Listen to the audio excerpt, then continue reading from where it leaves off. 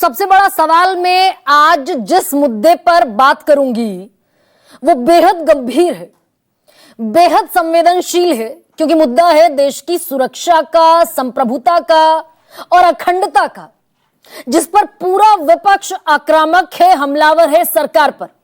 सवाल अनगिनत है, काउंटलेस है और इन तमाम सवालों के जवाब देने हैं सरकार को सदन के पटल पर, संसद के पटल पर, ऑन रिकॉर्ड पहली बार ऑपरेशन सिंदूर के बाद। दरअसल आज मॉनसून सेशन जो मच अवेटेड था भाई, जिसके लिए स्पेशल सेशन तक बुलाने की मांग हुई, विपक्ष की तरफ से चिट्ठियां लिखी गई सरकार को कि ऑपरेशन सिंदूर के बाद एक स्पेशल सेशन बुलाना चाहिए। सरकार ने कहा 1.5 महीने बाद बुलाएंगे, मॉनसून सेशन में जवाब देंगे। आज से वही मच अवेटेड मॉनसून सेशन दरअसल शुरू हो गया है और सवाल बहुत सारे हैं। जैसा मैंने कहा कि सारी सुरक्षा एजेंसियों को धता बताते हुए ये हुआ कैसे, आईबी को, आरएनएडब्ल्यू को धता बताते हुए ये हुआ कैसे कि 4 आतंकी दाखिल हुए पाकिस्तान की सीमा से और नरसंहार हुआ 26 लोगों का और बड़े इत्मीनान से 20 मिनट घूमे टहले, बेसरण घाटी में धर्म पूछा, पेंट उतरवाई, सब किया और चलते भी बने। और आज तक 3 महीने बाद तक ये नहीं पता किसी को कि आतंकी चले कहां गए। और इस बीच उपराज्यपाल हैं जम्मू कश्मीर के मनोज सिन्हा, वो कह देते हैं कि सारी जिम्मेदारी मेरी है, वो भी बामुश्किल हफ्ते भर पहले। भाई उपराज्यपाल के जिम्मेदारी ले लेने से क्या सारी सुरक्षा एजेंसियों पर उठे हुए सवाल खत्म हो जाएंगे?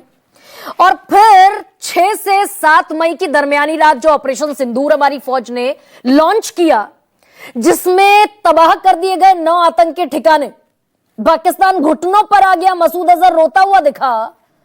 अब जब हमारी फौज इतनी सक्सेसफुल मोमेंट पर थी तो फिर सीज फायर क्यों हो गया? हाफिज सईद और मसूद अजहर, जैशे मोहम्मद, लश्कर तैयबा, ये सब जितने भी कांडी हैं, ये सब खुलेआम घूम रहे हैं पाकिस्तान में। और एक नई जानकारी आज और अपने दर्शकों को दे दूं, सदन पर तो बात करूंगी, सेशन पर बात करूंगी, लेकिन एक नई जानकारी दर्शकों के लिए यह भी है कि जो बहावलपुर समेत और जितने भी ध्वस्त किए थे आतंकी ठिकाने भारतीय फौज ने, उसको रीस्टैब्लिश करने के लिए पाकिस्तानी आर्मी ने, फील्ड मार्शल आसिम मुनीर ने चीन की एक कंपनी से बातचीत की और 100 करोड़ रुपए का फंड बाकायदा, पहले 50 करोड़ रुपए की बात हुई, फिर 100 करोड़ रुपए के फंड से अब रीस्टैब्लिश हो रहे हैं वो सारे आतंकी ठिकाने। तो पाया क्या हमने? और अगर ये युद्ध 2 दिन और चलता तो क्या पीओके हमारे कब्जे में होता, जैसा 1948 के वक्त जो स्थितियां थी, कबील लाओ ने जब हमला किया था भारत पर, और देश के गृह मंत्री सदन में कहते दिखे थे कि अगर नेहरू के वक्त पे 2 दिन और युद्ध चलता तो पीओके हमारा होता। वही सिचुएशन थी क्या?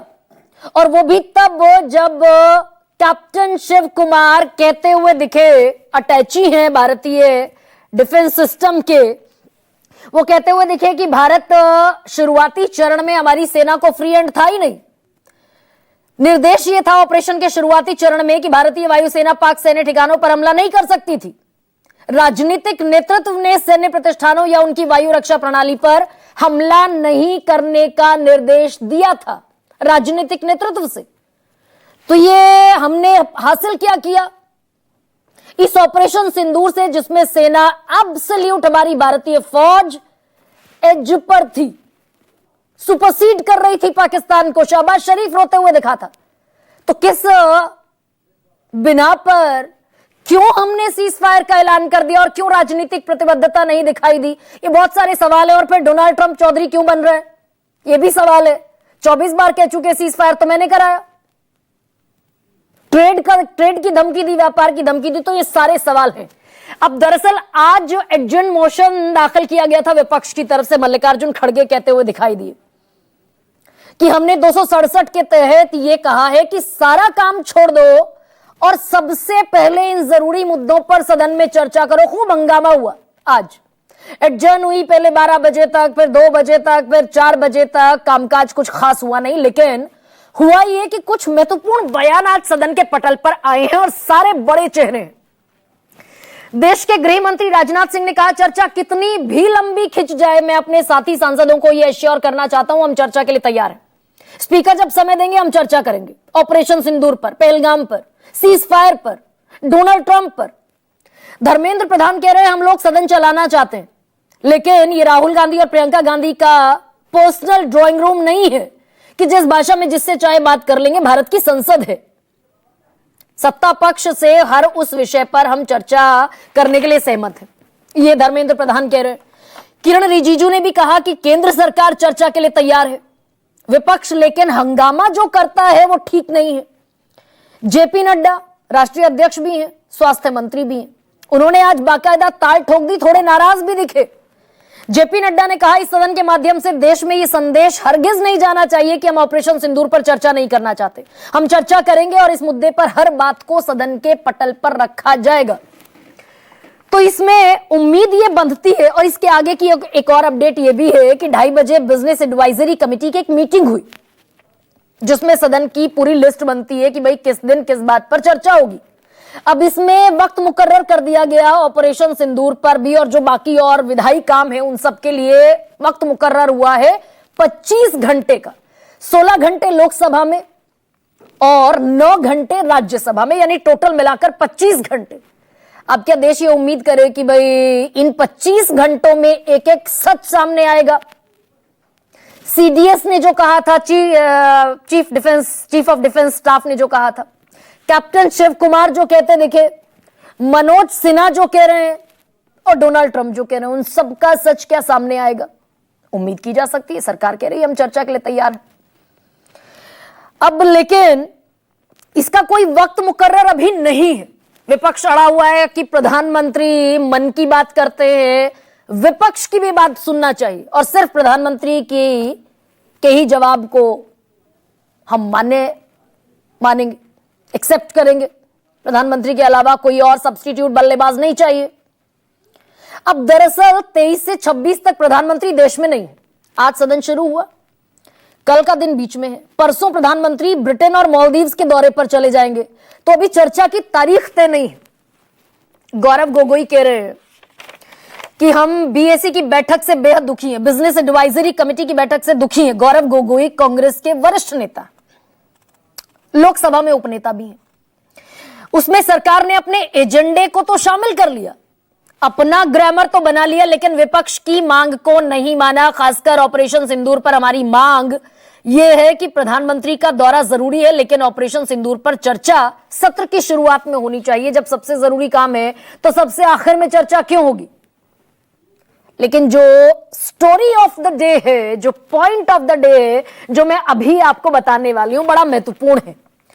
अब पूरा देश आज गदगद है, ताल ठोक दी 5-5, 6-6 चेहरों ने संसद में कि ऑपरेशन सिंदूर का सच सामने आएगा। 26 लोग तो पहलगाम में मारे गए, बेसरण घाटी में। उसके बाद सीज फायर हुआ पाकिस्तान के साथ, और पाकिस्तान ने फिर दनादन जो ड्रोन दागे और बमबारी की, उसमें 26 और लोग मारे गए। बच्चे भी थे उसमें, मासूम बच्चे, शेल निकले उनके शरीरों से। अब सारा देश गदगद है कि सरकार हूबहू सच, क्योंकि कमर भी कस ली सरकार ने सीडीएस के साथ, एनएसए के साथ, सारे मंत्रियों के साथ, चीफ ऑफ द फोर्सेस जो हैं हमारे, उन सबके साथ मीटिंग भी हो गई कि क्या जवाब सरकार को देना है ऑन रिकॉर्ड।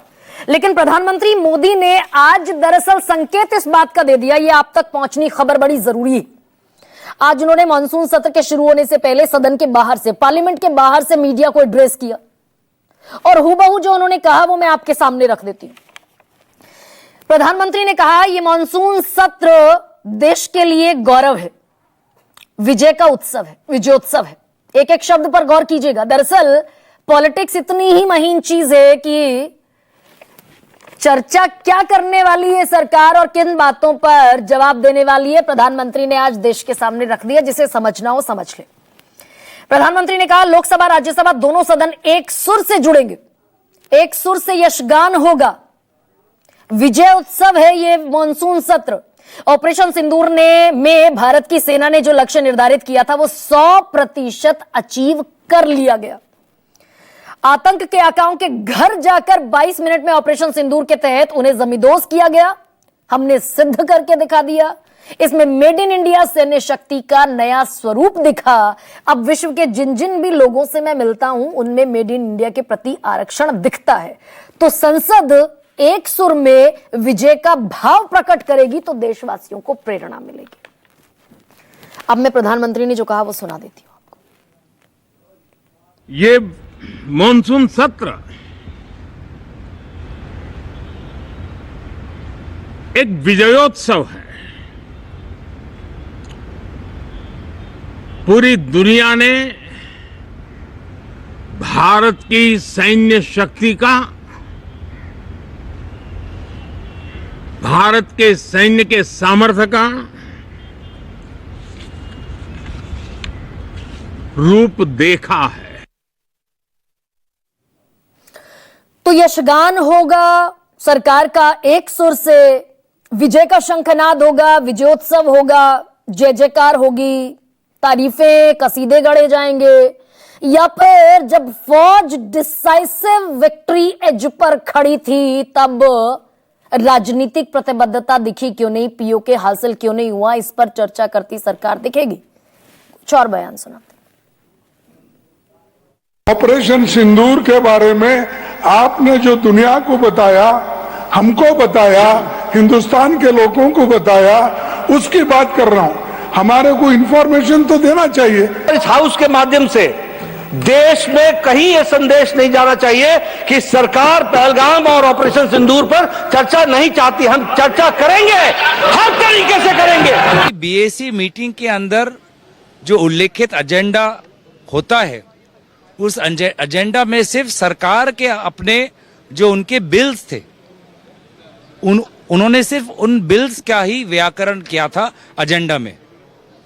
उस एजेंडा से भी ऑपरेशन सिंदूर और पहलगाम में हुई चूक का पूरे तरीके से गायब कर दिया था। सभी विपक्ष के लोग चाहते हैं बहस हो, और जिस तरीके से विदेश नीति, पहलगाम और जो जितना घटनाक्रम में सभी सांसद अपनी बात रखना चाहते हैं। सरकार सुने और सरकार जवाब दे। सत्ता पक्ष, सरकारी पार्टी बिल्कुल प्रस्तुत है, एनडीए बिल्कुल प्रस्तुत है, किसी भी विषय पर चर्चा करे उसकी उत्तर दिया जाएगा, लेकिन विधि की व्यवस्था में। ये उनकी निजी ड्राइंग रूम नहीं है, उनके घर की व्यवस्था नहीं है। हाउस में डिफेंस मिनिस्टर को बोलने देते हैं, उनके लोगों को बोलने देते हैं, मगर अगर विपक्ष का कोई कुछ कहना चाहता है तो अलाउड नहीं है।